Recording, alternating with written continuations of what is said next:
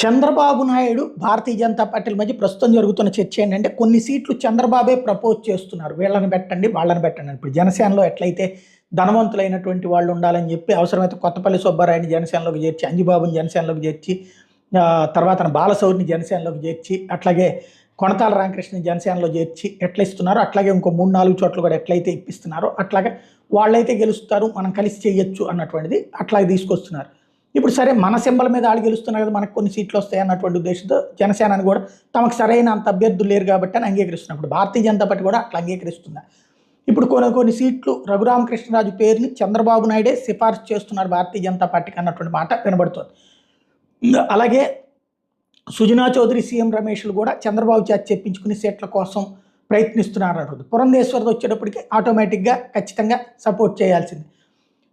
ఇక సత్య పేరు కూడా అటు వెంకయ్యనాయుడు గారి శిష్యుడు కావడం,